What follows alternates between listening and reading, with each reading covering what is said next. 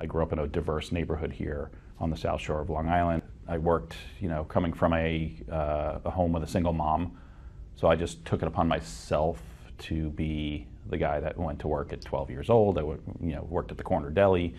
I did anything I could to make a buck and try and help out at home. Sometime in the late 90s, I decided to spread my wings a little bit and move, and I had to find myself, and I sure found him.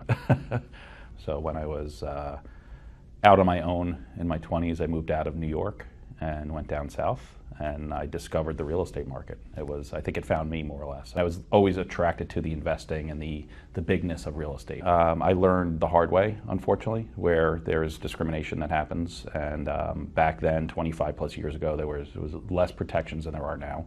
And now that I was out and living on my own, I experienced a level of discrimination myself as well. Let's say a same-sex couple was going to purchase or rent a property together. The experience they got was very uncomfortable for me, because they can't both be on the deed, let's say. They can't, if they're not married, and back then marriage was not a thing. I became passionate about advocating for folks and for speaking up for folks now that I found my voice.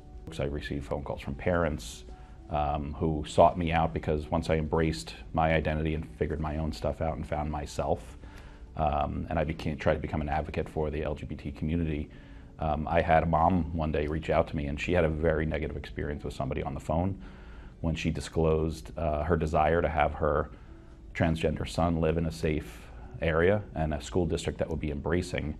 And the agent on the other end of the phone gave her some very, very negative comments, and more or less suggested that she doesn't move to the area because they don't take to your kind here. Literally what she said. It was awful. Awful to have a parent call me in tears. She was so damaged and raw from the experience she just had, and really fearful for her child and for their well-being. So we were able to help her find a place. That one instance made a very, very big impact on me. Also made me very grateful for my journey and how far I've come, and how I've figured out myself and found my place. And then it almost gave me a duty, I think, to help others to achieve that as well. Some years later, an opportunity was afforded for me to move back. My husband and I, Nikki, purchased a property 3 years ago. It was great because my family is all still here, still have very strong ties to the community. My first jobs were here. I served as a volunteer firefighter here in Freeport. So I was particularly interested in Pride on the Mile when it was announced. But to arrive there and see my oldest brother, it was quite a moment for me. I was not only taken aback by seeing him there, but the swell of appreciation and support that that the fire department that I grew up in, and it helped shape me to the person I am in a lot of ways. To see it front and center on a Saturday afternoon with a fire truck in the parade was quite a moment for me. So Freeport as a whole, by being as embracing of diversity, I think it's benefited by having a great group of people and a great community, which is the most important part, but also economically as well. Local businesses are supportive, so they're receiving of my dollars, because I choose to support businesses that are not going to discriminate against me. It's very important to have groups such as LBGTQ sponsoring, for visibility. There's an education requirement, of course, to get a real estate license, but there's a code of ethics to abide by when you're part of a realtor association like that, and that's where I think we can help educate and also advocate for our community.